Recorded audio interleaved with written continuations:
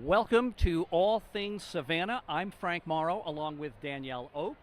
We are live streaming this morning from the historic Andrew Lowe House Museum on Lafayette Square in the historic district of downtown Savannah. We are here for the 200th anniversary of the St. Patrick's 200. Parade. Isn't that remarkable? 200 of these events. And maybe a couple more depending on what you're using for a source. We have the pleasure of being joined this morning by research historian Mark Odell. Good morning. Nice to see you, Mark. Thanks for Thank coming, you. Mark. Great to be here. So Mark is a local historian specializing in Savannah and Southern history. He has a knack for digging up hidden history, and we'll hear a little bit about that today. Mark provides research services for companies, foundations, and private individuals. You can learn more about his work on his website, diggingforhistory.com.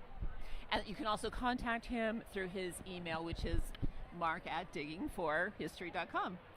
So, Mark, what do you have to tell us? Well, I can start with a few things that I've been working on recently and that we've actually been able to see the fruits of my labor with. And that was last year. We were able to dig out some hidden history and recognize some individuals that sacrificed their life for our city, actually, in the past. So in 1825, James Houston was a firefighter in the all-black firefighting company that he was in. He sacrificed his life for the city. They honored him in 1825, but he was lost to history.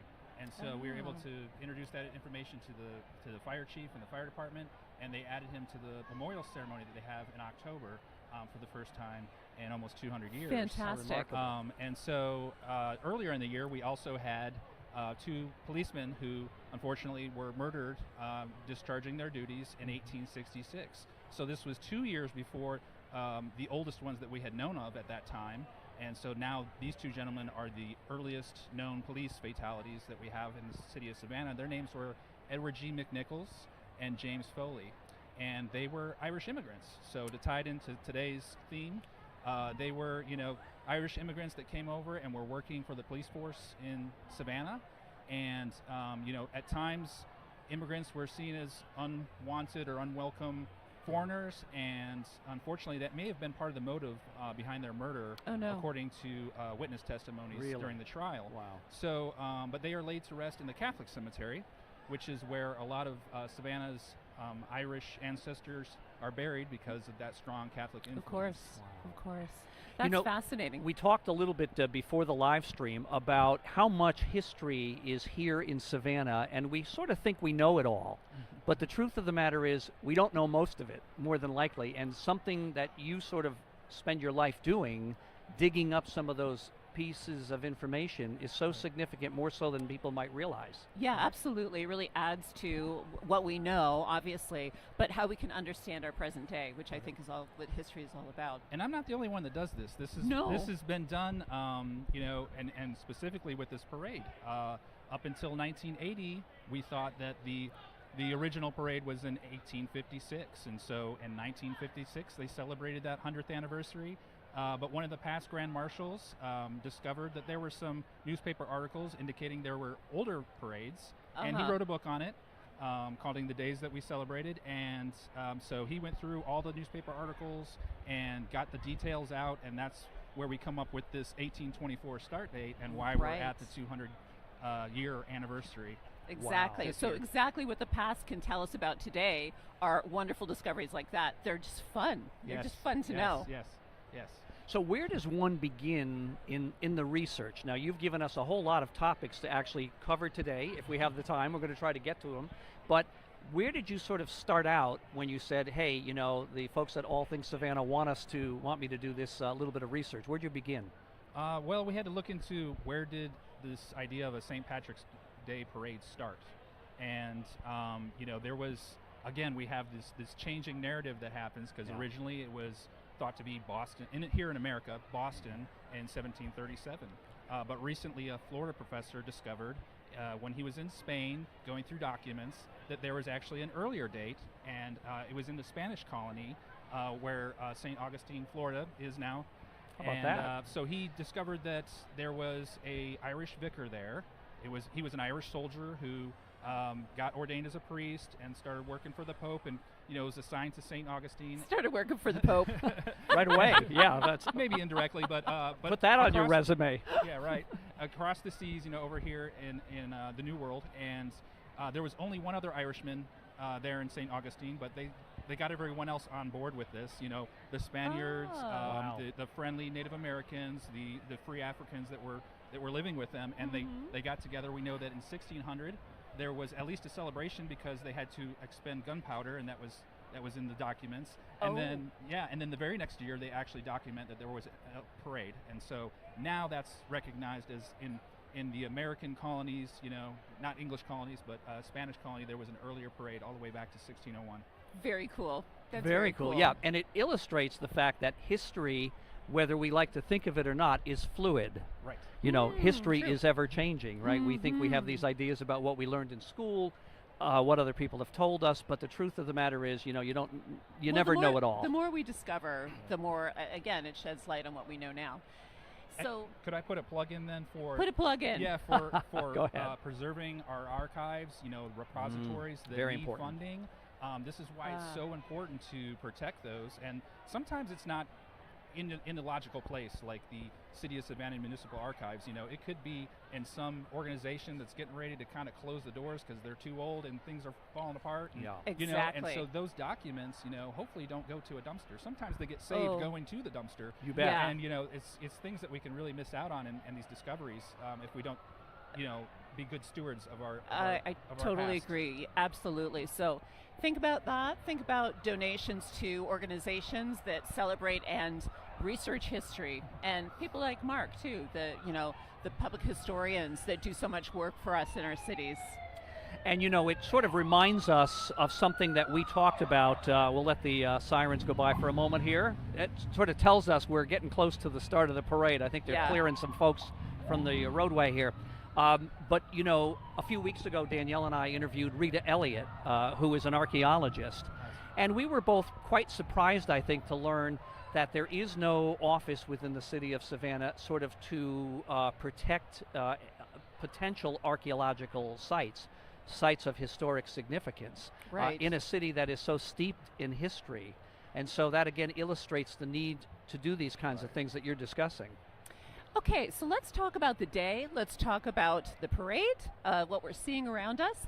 We are located in the front right now of the Andrew Lowe House Museum, which is on Lafayette Square here in Savannah. We are in the historic district, and if you can see around, I don't know if we can pan around just to look at the crowds. You can see, I typically think of parades as like barely controlled pandemonium. That's a good way of That is thinking my about it. typical feeling about them. But this is very well organized, I have to It say. is. And no, there aren't people, overly crowding the streets. It seems Right. to be very clear, and pathways are very clear. You can And, see and the- remember, they've been doing this. The setup for this is very far in advance. We know that this Right. goes years in some cases, but months certainly. We didn't always terms- have the barricades lining up to keep that crowd control, and they'll move them later in the parade when people are coming through with their strollers. Mhm. Oh, okay. It's Right. time to get the baby out of the square into Okay. the car. Good idea. Yeah. Smart. Go through the lane, and they'll cut across in between units in the parade. We'll probably see that. on Okay, one of our gotcha. ads. But the last couple of years has been difficult. We know that COVID caused all kinds of trouble. And then the comeback from COVID sometimes takes a little bit of time too, and I think that's it. But this year, it seems to have coalesced. I don't know if you guys feel that, but there's an energy that's really dramatic here. And I think it is the weather. We have sunshine. It's been Oh an my goodness. overcast morning with some showers. They have cleared. There's a lot of blue sky up above, and it's going to be a beautiful setting for the parade. Yeah, this is my first parade. So I really have no experience at all in seeing this firsthand. So this is blowing me away, actually. That This feels is- good, right? Yeah. It took me a while to get down here when I moved here. I was a little bit Okay. fearful of Hesitant. yeah, Yes. and then once I did, found a good spot to view. If you take some time and do a little bit of planning ahead of time, So- it's a great event. Mark, so you say planning. So how does one secure a spot of earth here We didn't in know. I the didn't know he square? was an expert. Is he? Do you know? Just what I've seen on the news. Let's Okay. hear it. Right, Let's hear what you so got. Basically, it used to be, I believe, that they were able to basically stake out for days in the squares. Okay.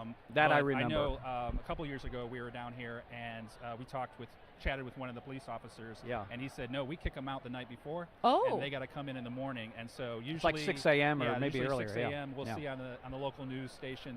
They'll have the dash for the squares, and The everybody. dash. Right. Oh, that Yeah, sounds so This people terrible. mad got run, their, right? They got their canopies and they're rushing They're out, setting them up. And Sofas in tow or whatever else they've got. I don't know. Well, there's some pretty elaborate setups out here. Right. The South is good at celebrating anything, really. Anything, right? Exactly. And particularly outdoors. So I would love to go into the square at some point. I don't think we're going to be able to do that Maybe not, and catch yeah. some of these things because I know people bring inflatable couches.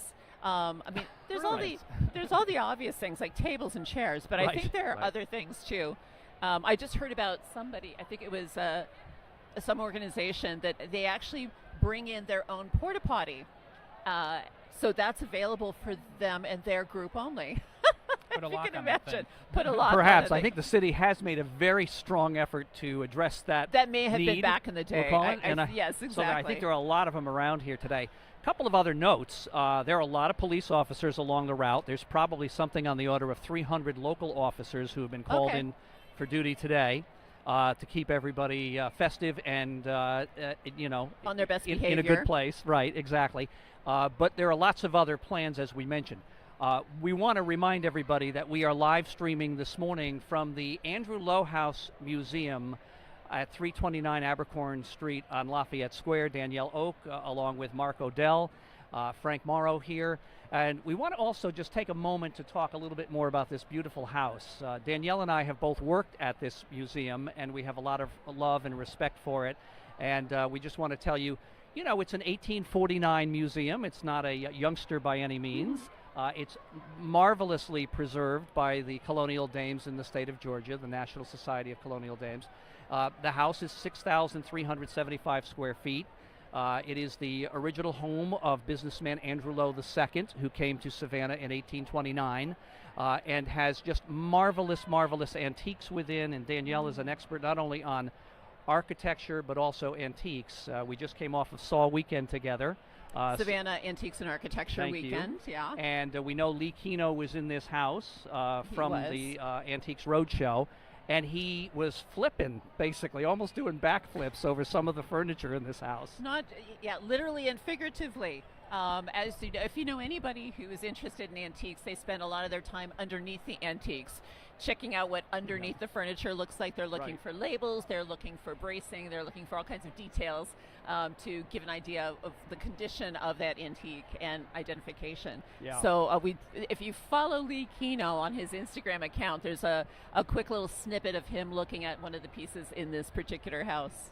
So this sort of dovetails nicely maybe into what Mark may have found about the Scottish community, the Irish community, any links between. Is there anything that shows up in any of your research about some of that? Well, we can talk about the immigration. Are we talking about Andrew Lowe? Andrew Lowe maybe, Right. but again, it could be the the Scottish community in general as well. Oh, okay. Yeah, there are some links with the Scottish and Irish community. The Scottish do participate in the parade. Most of my research focused on the Irish elements.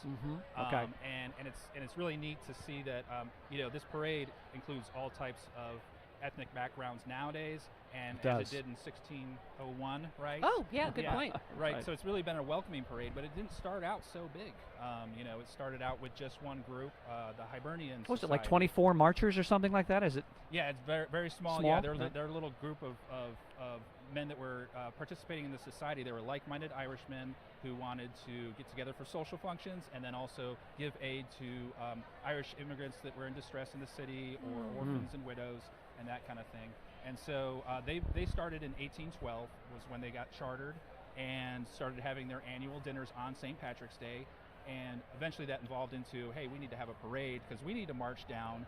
They would listen to a speech, and in 1824 they invited the bishop from the diocese in Charleston to come down and do a speech at St. John's Church, which wasn't here on close to Lafayette Square. It was over in Liberty Square. Right, so on the other side of town. So they listened to his speech. Little noise in the background. This is the atmosphere. We were bringing you a look at St. Patrick's Day parade day as it actually unfolds here. And we're on shopper cam. So. Probably. Yeah, we are. Yep, I think so.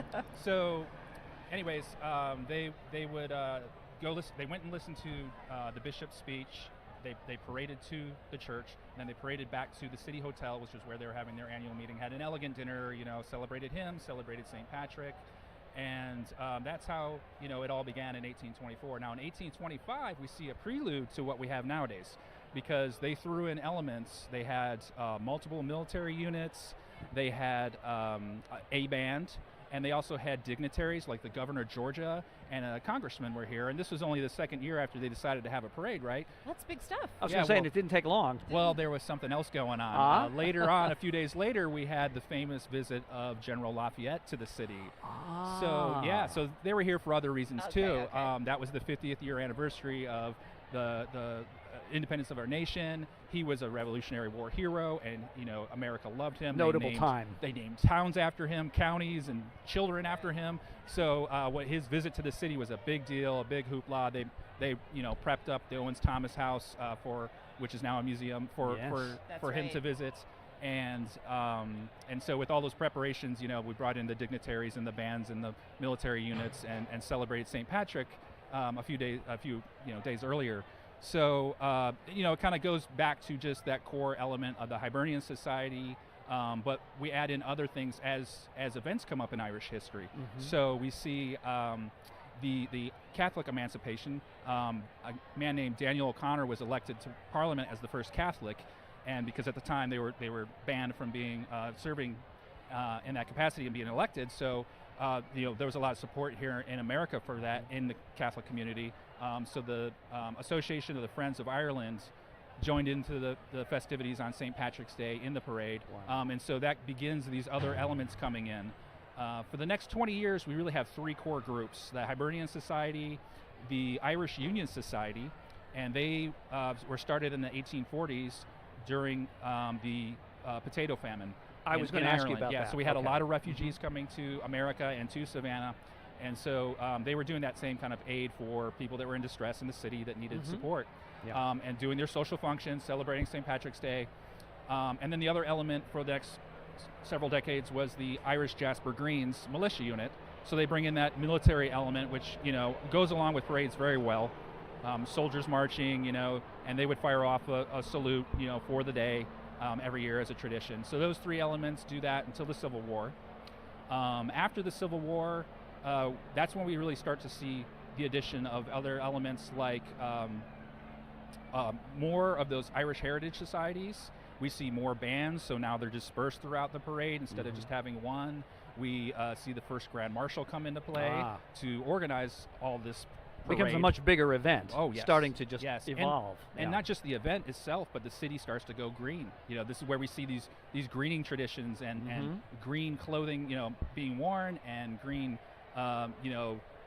things being sold in, ties and gloves and things like that being sold in stores, so people could show, their support for celebrating the holiday. Wow. Yeah. That is good. Well, right there, that's a nice capsule. Absolutely, yeah. While we have a moment here, we're approaching, by my watch, about 10:20. Now, we know the parade is scheduled to step off from around Abercorn and Gwinnett around 10:15. They may take a few minutes to get here, but I suspect we're going to be hearing them approaching in the next few moments, Yeah. with a lot of other folks all clustered around here. Right. I just can't get over the weather. How nice the weather is. It's fabulous. not even hot, which is great. Yes, little breeze, light breeze. Yes, it's perfect. It's really nice. Yeah, usually I feel like it's hot down here, especially as the morning wears on, Right. depending on what you're wearing, it can get a little bit toasty. And I think it will this afternoon. I Right. think we're forecast to be in the low 80s, but as we start off, this is pretty much perfect parade weather. Do people stick around for the whole day? I'm asking questions for myself and for people who've not been down here before.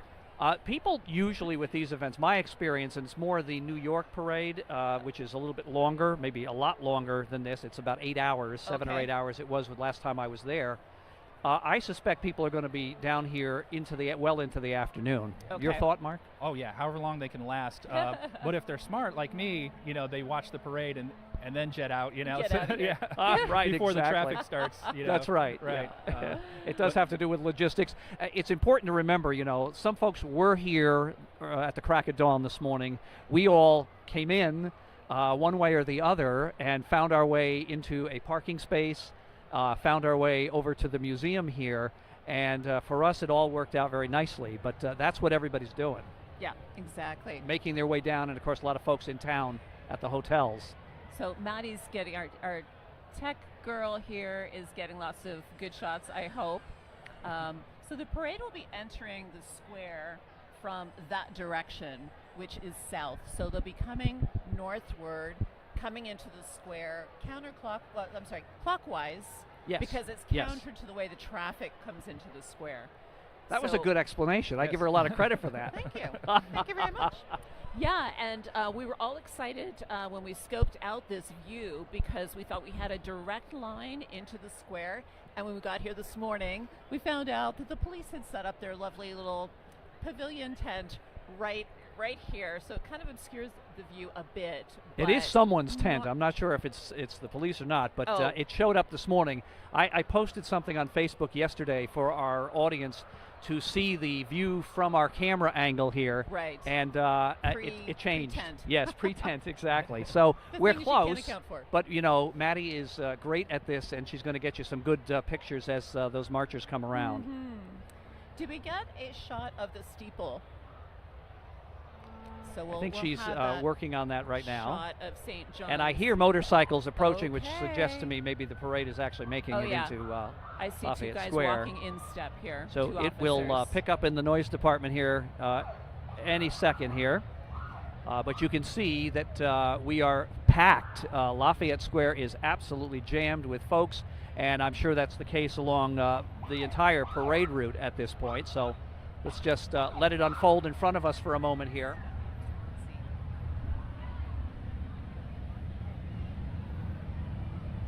We've got motorcycle officers going by. Quite a contingent. To loud applause.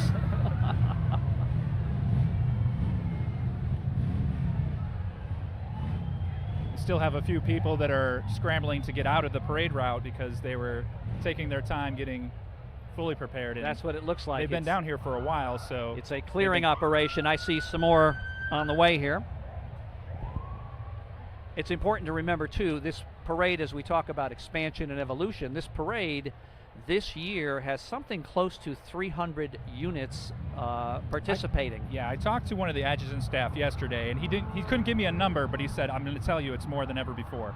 Wow. Yeah, and that's kind of been a theme throughout the years. It's this year's the biggest and the best. Is kind of over the centuries, really. How it's described each year. With a couple exceptions. When things Yeah. had to get smaller. Right. Well, it's all come together, and I think it's so important. I think for the tourism industry in the city, for the city government, they wanted to do a comeback. It's clear that they really wanted this to be special. The last couple of years, as you point out, have been a little bit more subdued after COVID, and I think this is full throttle. I think for this event. And I was listening to Mayor Van Johnson's remarks yesterday at the William Jasper ceremony, and he highlighted that. He did, look back at the fact that we had to take a step away, as he said, from the parade for a couple years during the pandemic, but we want to come back strong. And he said this year Savannah is back. St. Patrick's Day isn't going anywhere. We're strong. He's a real champion of the parade and the Irish community here. Sure is. Well, we've got a fabulous first group coming through here Ah, yes. with flags. I'd like to tell you what they are, but I really don't know. Yeah, we're in the garden at the Andrew Lowe House, so we're at street level, grade level, and so we really can't see them as they approach with a banner, but you guys have a better view at Oh, home. I see Wexford, La Loire. I'm saying that in a French way. I think these are counties. Yeah, There's County Mayo. County Very Mayo. nice. That's my home Is county. that your ancestry? That's my ancestral county, yes. All right. Excellent. Shout out to Mark's family here. Yeah, Tipperary, all the ones we know, Derry, Love it. Derry girls. Oh, love it. Yeah. Excellent. Love that. That's Well, fantastic. It's a Tyrone. nice way of opening, Yeah, fantastic. and we have some vehicles coming by too. Flags of Ireland. We also Okay. know that the Girl Scouts will be participating, and it's notable since we're at the Andrew Lowe House Museum that this was the house belonging to Juliette Gordon Lowe in the early 1900s. And the Girl Scouts, of course, are well known to this block of Savannah. The national headquarters, the first headquarters building, is in the back of the museum property here.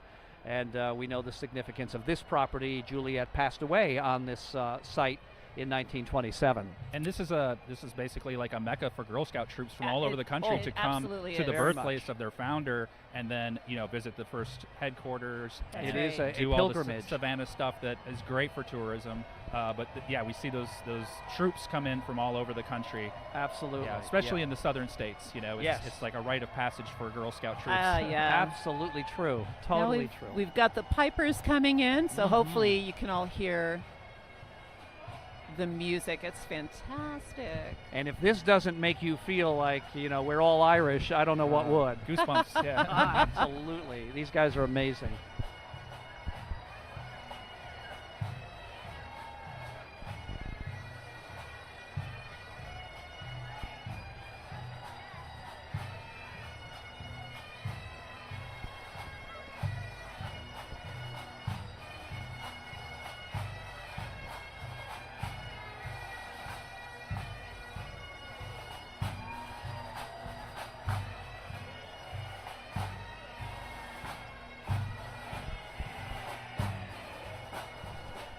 City of Limerick. Notice that? Yeah. Well represented here today. So we actually don't have a list of the people coming through, unfortunately. So we are doing our best to identify groups of people as they come into the square. We were notified that, and many of us have made an effort to sort of get a handle on that, but it's a very last minute kind of a thing. It's put together up until the very Here's last our minute. VIPs coming through. I think we've just missed them, but I think we got them on camera. Right. It looks like a group of parade officials. Parade and, officials, I would say and so, to go yeah. into the list of all the different staff organizations they have within the parade committee would be a long list. I mean, even if you just go at the base committee member level in the parade magazine, I was counting them up. It was like 800, almost 800 Oh my gosh. committee members. Well, I'm not sure what their roles are, but then you have the adjutant staff that puts the parade Sure. on the street. We're not going to see them in the parade because they got to work the parade. Right. Right, Right. exactly. But we'll have, of course, eventually we'll see the Grand Marshal. Right, who is John Forbes. John P. Forbes Yes. has been named the Grand Marshal. And I believe his family has history in the parade as well, if I'm not mistaken, which is frequently the case with Grand Marshals. Fathers it's and a family. grandfathers. It's a family affair. Yes, it a lot is. of times. Yes, and so we'll also see some of those past Grand Marshals. Speaking of that, Oh, that'll be okay. coming through usually in a car. Anyone that's living will usually be in the parade, and he'll have a sign saying what year he was the Grand Marshal, Okay, because it's oh. not just history at that point. They really keep celebrating it throughout. A little bit their of life. background here, as long as we're talking about John Forbes. His father, John J. Forbes Jr., served as Grand Marshal for the 1998 parade. And John P. Forbes attended St. James Catholic School, graduated from Benedictine Military. He joined the parade committee shortly after graduating from Benedictine in 1986, and he served as the general chairman in 2007. So there's, again, a lot of that history with the organization and the parade.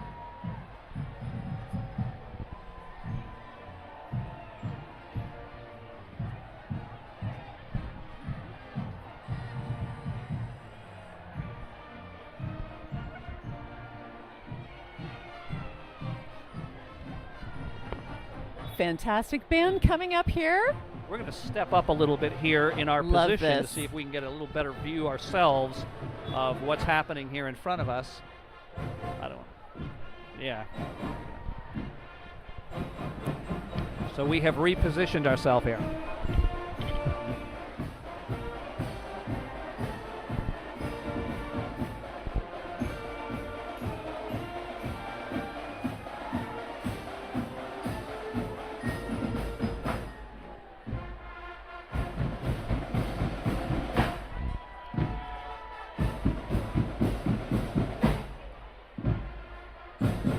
Virginia Tech Heidi Whiteys. That's what they say. We're treated to a display right in front of us. We can read Virginia Tech on the drums there. Yeah. Their uniforms look very militia-like. Yes, they do, but all together. Always great to see any military unit in dress uniform. Right. You know, it's a wonderful thing. Yeah.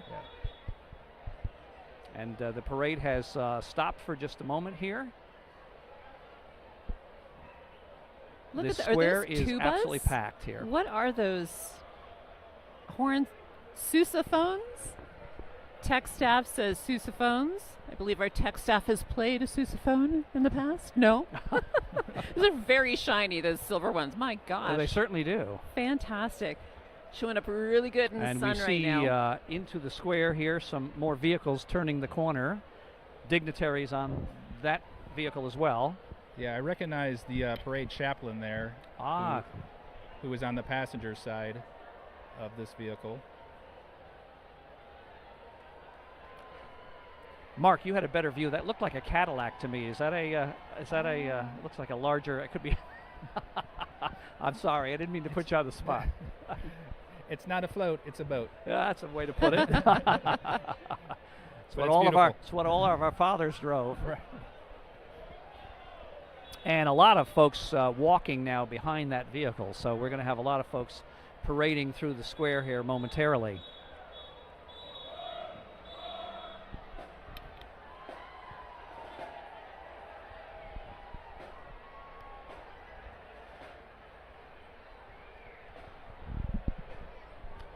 How do they do that? That amazes me how they all walk together. It looks so cool. A lot of coordination going on, don't you think? A lot of practice. Yes, practice is the word, maybe. I want to remind everyone while we have a little bit of a lull here that we are coming to you from the Andrew Low House Museum on Lafayette Square, the historic Andrew Low House Museum. 1849 property. 1849 is when it opened. It's a historic house museum. If you're in Savannah, you must come take a look around. It's a wonderful home with a beautiful garden and just a ton of history here. Looks like we have throngs of organizers and VIPs coming through here. Ah, yes. On foot.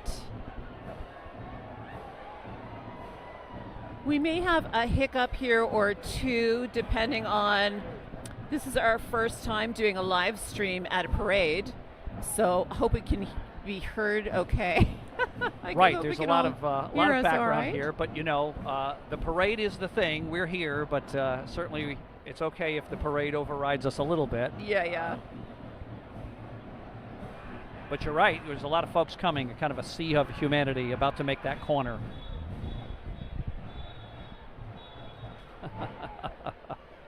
How do you not feel festive in this environment? It's true. It's pretty exciting.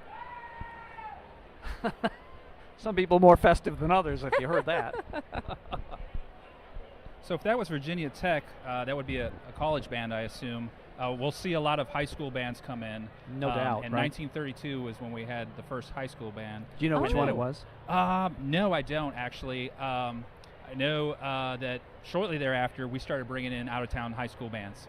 And yeah, so it didn't take long for it to catch on, but prior to that, they had basically private bands. Really? That sometimes they would have to pay for them to come into the parade, and it would be just a musical director had his band that they practiced, and they would go do different events. You know, some of these societies would need them for their social functions and things like that, and so they would bring them into the parade, and so. It's interesting, we kind of take a lot of that for granted, you know, that the parades have always been sort of the way they are today, and as Mark is pointing out, that's not the case. Like so many other things, they have evolved and changed over the years for one reason or another, but the parade we see now is sort of the full flower, I guess. Maybe there's more to come. As we say, history is fluid, so yeah, it may not stay like that. technical advances, who knows what could happen? We'll have a virtual parade. Well, we're hoping a lot of folks watch our live stream if they weren't able to come down, or they're somewhere else. One of the reasons that All Things Savannah is so special to us is we want to tell everybody around the world watching us how special the city is and some of its more basic elements and what we think about it and what the people who live here think. Savannah, as far as the flora and fauna, has really shown up today too. Actually, everything has been bursting. You're right. The azaleas are in their peak right now, and you can see that in the garden. I don't know if we can get the camera to show some of the garden a little bit, just a little sweep here, but even into the squares, it's a little hard to see because of all the people, but all the flowers are popping white and pink and coral colors. We've just got it all here. It just is a Danielle, beautiful setting. I would say we got lucky this year. Oh. Yeah, last year there was a rainstorm a few days before St. Patrick's Day, and they were already Knocked kind of at everything. their peak, so all those blossoms Lost them, Yeah, right? we lost them Oh, before the parade. So horrible. those who are coming in out of town, it's kind of like up north with the fall leaves. Yeah. You plan your vacation, but You might miss it. yeah, it's a gamble. Timing. And so that's the case with these azaleas. Well, and we they're did just have a perfect. big rain last night. I mean, it wasn't a torrent or anything, but everything looks like it's held on, so it's kind of Yes. nice. And last week, I think a few days ago, we had a pretty heavy downpour throughout the city. As important as the sights are, as far as the flora and fauna, as you said, are the smells. And as springtime comes around in Savannah, most of us are taken by the smell of tea olive, the fragrant Tea smell of- olives. And I know you're very partial to a tea Huge olive, fan. Danielle. Yeah. And Star Jasmine will probably be out soon. That's another very potent fragrance, just really beautiful. A lot of folks marching. Is that Jesse Cole? I think I see someone in yellow. I'm wondering if that is Jesse from the Savannah Bananas. I have to check it out, but He'd be the only one wearing yellow today, I was going that's to for say, sure. could be my eyes too. Perhaps. I'd like to tell you there's celebrities here. There may be celebrities here, but we don't have any lists. So, but there are some fabulous outfits. I can tell you that much. Yes. There's some great clothes, some ridiculous, some extra tasteful, I would say. Very, very beautiful. I think that's an Okay. accurate description. Another group of gentlemen in jackets are coming. A wave of people here coming into Lafayette Square. I would guess that this is the large group of committee members of the St. Patrick's Day Parade Committee. They may all be as, here. as they're not those that aren't participating in running the parade, or riding in some of the VIP cars, are kind of just coming together as one big group here. Floats at the parade pulling in. There is a Miss St. Patrick, Oh, is there? and one of our staff members here at the museum, Ginger Graham Varner, mentioned her name to me, and forgive me, I have it in my phone. I don't have her with me, but if you know her, she'll be in the parade, and she may be on one of these floats. I understand. She'll be pretty obvious, I'm sure. So when we see floats, we think they might have been around for a while, maybe at least since cars have been invented. Mark, I have a feeling you're going to tell us something about Right. this. 1875 was the first float. Really? Right, so it would have been drawn by horse. Sure. And it was basically they let women come into the parade to represent our nation's founding and patriotism, and they let them ride on the floats. But that didn't come back. We had another float in 1940. That's how late that was. And then again, there was a gap of time with no floats. So really it wasn't until 1973 that we see floats coming into fruition. And After 1940, were they just right, they not just evident? didn't do it. Yes. Wow, isn't that I interesting? think this is a feet, boots on the ground type parade. I guess so. And so, yeah, we see that take off in the 70s. And of course, nowadays, that's a staple of parades is our wonderful floats that we have, where folks can represent their organization with all kinds of decorations and also catch a ride. Catching a ride. Gorgeous car pulling on some sort of an old roadster. Oh, which yes. is beautiful. Some folks are riding in style, huh? Oh, yeah.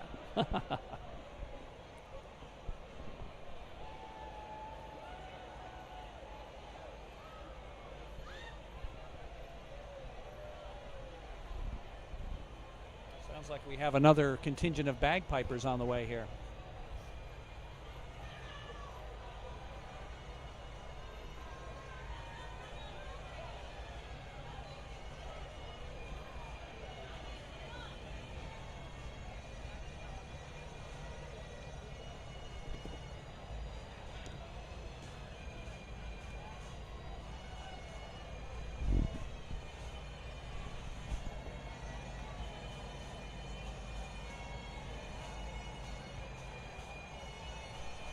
Kilts.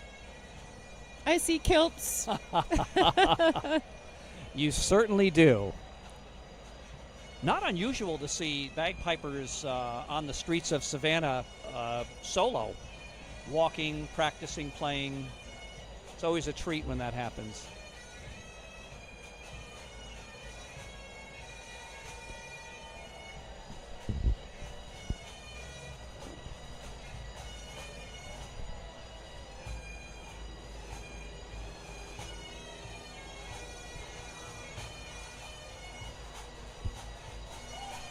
Classic Celtic tune here.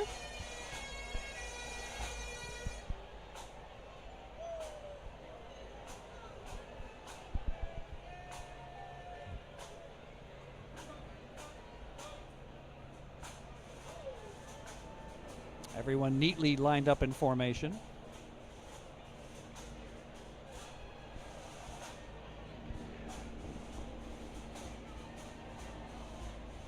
Mark, I see what looked like some more dignitaries coming our way here. A lot of green jackets out there. Yeah, I a could lot be of at green the. I could jackets. either be at the Masters or I could be at the St. Patrick's Parade. Not sure which it is. Of course, I know which one it is. Or you went down to the suit shop and Yes. bought yourself a green jacket and jumped in the parade. Absolutely. I've got stories of shenanigans that I pulled as a teenager, jumping in parades. We'll see. Yeah. We'll see how much time we have. You got a lot of those. No, just one. Okay. All right.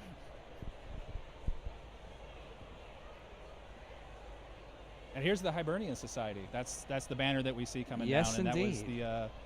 the organization that I alluded to. That kind of As kicked one off of the whole early parade. founders, right? Right, yes. Right. Yes.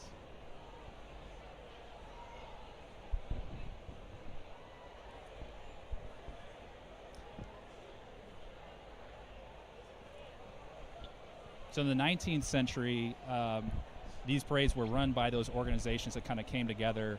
They had a marshal for each organization, and then eventually they started that Grand Marshal in 1870. But 1926 is when the St. Patrick's Day Parade Committee came about, and then eventually got incorporated, and they've been running it since 1926. So it's almost 100 years for them, right? So yeah, so they don't have to rely on any of these organizations, although I'm sure a lot of the members are in both, but the committee is its own entity. It must be quite an endeavor, really. I mean, we kind of take this for granted when we see the end result, but when you think about all of the coordination and planning that people who are able to make this happen. And they're not just looking at local groups that they have to coordinate with, but so many of these groups come from out of state and across the country.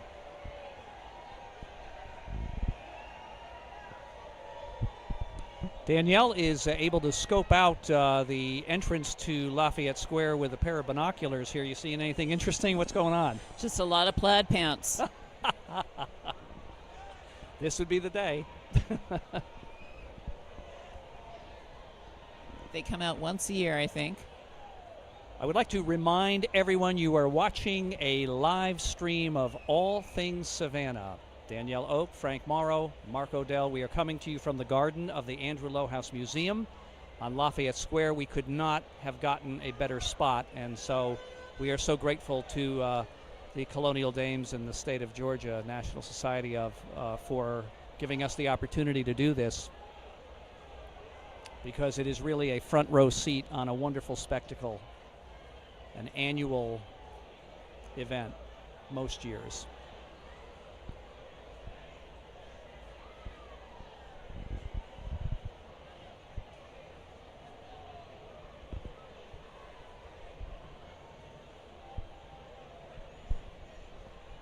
The Savannah sun is fully out now. There may be some sunburns by the end of the day. You're right.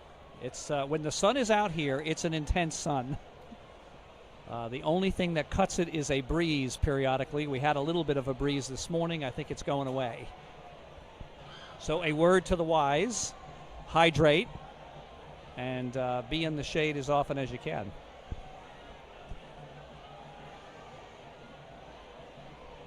I hear some drums. Ah, yes. Excellent. Mark, we have another group of marchers coming in here. The Golden Eagle Band, Dahlonega, Georgia. Ooh. Ah, yes. I think that's the University of North Georgia, UNG, it looks like. Yes. Yeah, I was trying to place it. I wasn't familiar, but I think you're right. Another vehicle behind those folks making the bend coming into Lafayette Square here. I think I see someone carrying a child back there in the parade. I could be wrong. I'm not sure. Looks like a little one. Not sure.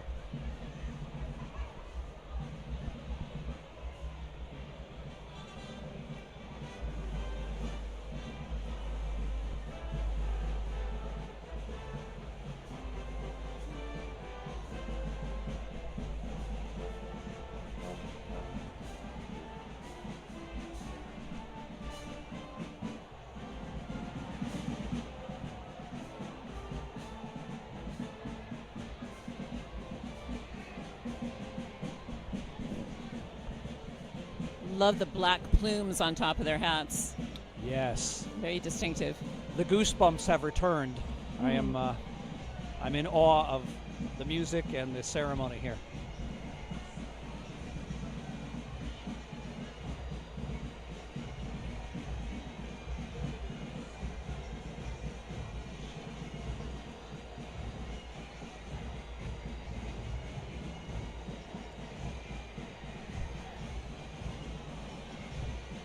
This is the Virginia Military Institute. Thank you for that, Mark. Large contingent.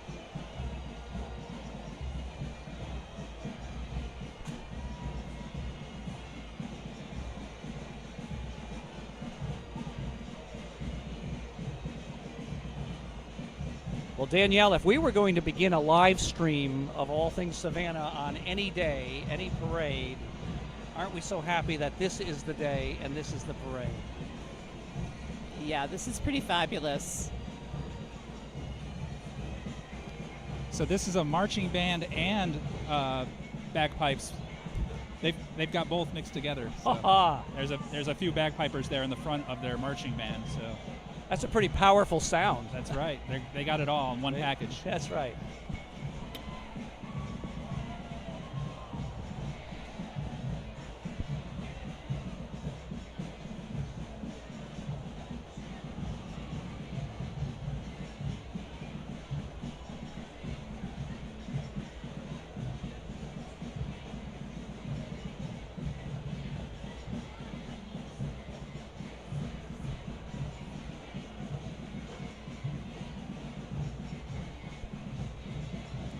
The streets and the squares are overflowing with people, clamoring to get a close-up look.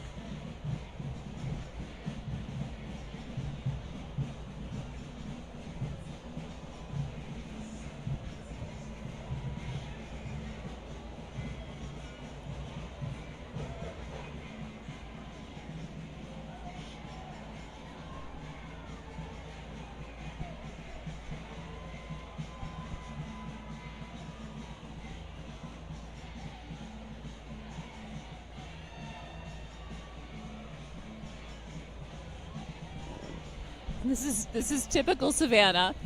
People along the street shaking hands, giving hugs to people who are in the parade. Yes, 3 degrees of separation here in Savannah. that's right. Yeah, and you can feel that connectivity. That's what Savannah is. We're all very, very connected, and it's on display here because that's why people come. In part, they want to hear the music and see everything. Definitely that small town feel. Yeah, They want to see the friends and family that are here and connect with them on this special day.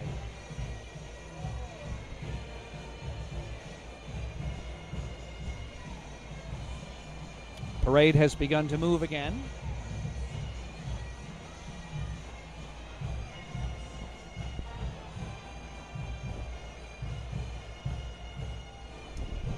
So I think it's still kind of paused. I hope you can hear me over the band. But yesterday I kind of witnessed a sweet little moment talking about that family and that connectedness. There was a brother and a sister, middle-aged, and they said, they seem to be associated with the parade committee. And I heard them chat to each other and say, Dad's watching over us right now. Oh. Yeah. So it's definitely a family tradition thing here in Savannah. That's a great story, and it touches your heart. The bubbles have taken flight.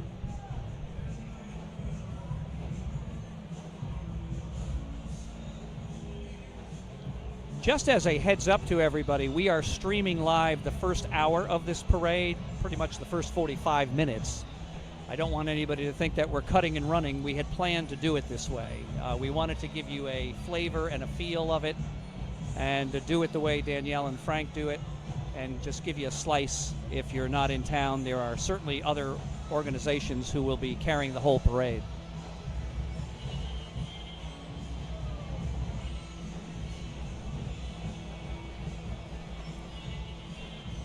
So, Mark, I just wanted to, while we have a minute here, you were at the Jasper...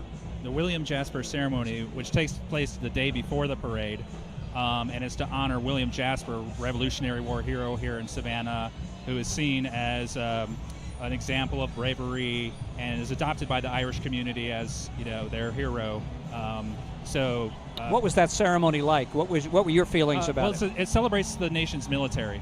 So it's very patriotic. There's military elements there. They honor the military. They lay a wreath at his monument, which is a 15-foot statue in Madison Square. It's really beautiful and remarkable. So if you're in Savannah, go to Madison Square and look at that. And then they fire a gun salute. There was representatives from the parade committee, a keynote speaker from the military, and it was very moving. He had a very moving speech. Basically said, hey, look, there's a lot of stuff going on around the world, but you guys out here as a community, this is what America's all about. And kind of got goosebumps listening to that. So. And as former military yourself, that has to have a special meaning, right? Oh yeah. And I love their uniforms now too. So everybody's got to make a comment about that, going back, looking at those World War II, pink and greens as they call them. Yes. So I'm sure they get a lot of comments out here. Wow. Thanks for your service. You're welcome.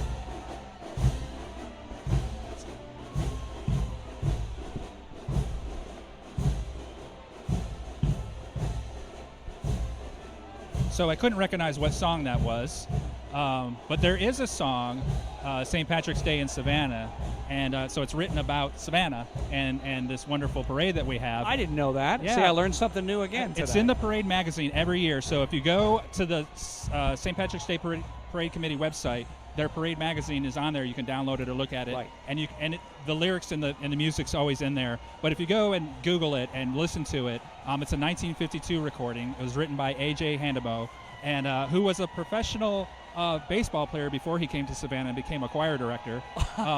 He played for the New York Highlanders. Really? That was the previous team before the Yankees. That's right, yeah. right. So a Yankee came down here, and he's really got acquainted with Savannah and became a member of the community. Wrote this song for the city that he loved and the festival that he loves, and then his son was a grand marshal later on.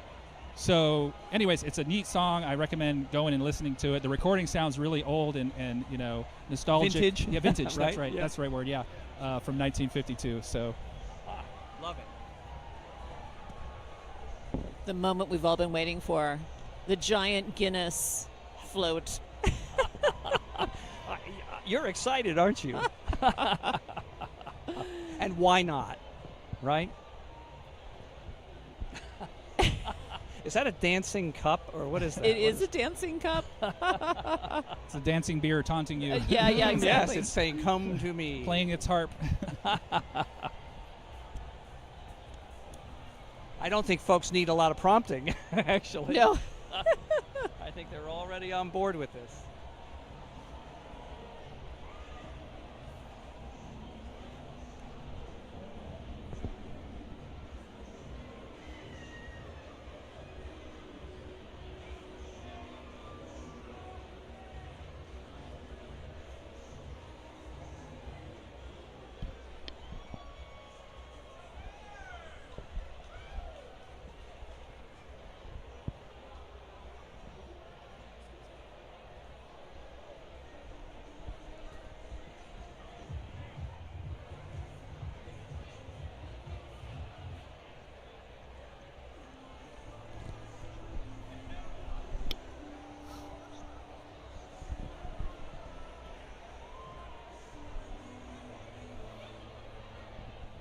If you visit the Guinness Brewery in Dublin, they literally dance on the tables for you.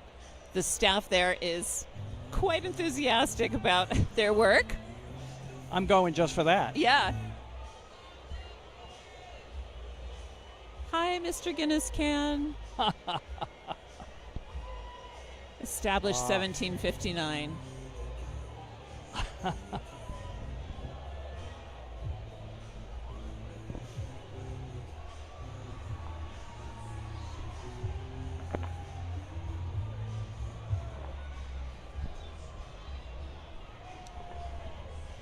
Well, we are coming to the end of our live stream, but what a fabulous hour it has been, hasn't it? Lots of fun, yeah.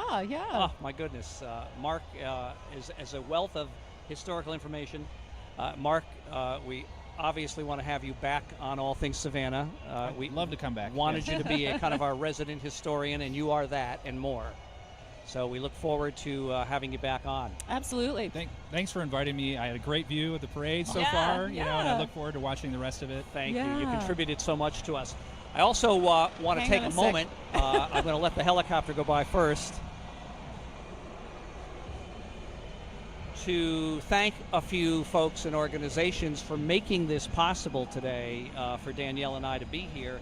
The National Society of the Colonial Dames in the state of Georgia, the Andrew Lowe House Museum, the executive director of the Andrew Lowe House Museum, Rebecca Edens, who helped us coordinate this live stream. Yes, thank you, Rebecca. Chris Sergi, Ginger Graham Varner, who actually is running around the yard here somewhere. Right. She may not have been in camera view, but she's around. Margaret Chapman, all the staff, volunteers, and our colleagues here at the Andrew Lowe House Museum. Our live stream technical expert, Madeline Oak. Yes. Maddie Oak, we call her. Let's hold on for a second. Yes. If the guys are...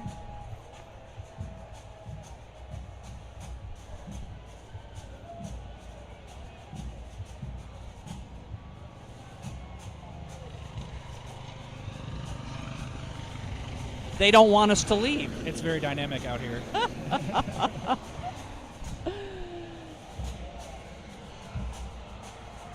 And certainly Mark Odell, our thanks again. You're welcome. Savannah St. Patrick's Parade Committee for Yes. putting on this amazing event. City of Savannah, Mayor Van Johnson. Probably folks I'm leaving out, but you folks know who you are, and thank you so much for everything you've done. We want to let everybody know, Danielle, that we're going to be back on Wednesday at the Bluff Hotel, our regular program. We will have Jillian Trask on. Jillian is, what would you call her? Jeweler extraordinaire. She's an artist and jeweler. She's got some fabulous things, fabulous rings. If you've tuned into our Christmas talk, we had Julian in for just a couple of minutes, but she brought some amazing bling with her. She did. I'm hoping she's going to do that again and tell us how she, about herself and what brings her to artisan, Savannah. craftsperson, just so many things all rolled into one. Yeah. Right? Fabulous person. Yeah, too. she's great. So Wednesday we will do the program. We'll record it at Releasing 11. it, yeah, and then later in the week. Later in the week. And we hope you catch that. And thanks so much for joining us. And enjoy St. Patrick's Day weekend in Savannah. We'll see Be you safe, next time. everybody. And go Brown, y'all.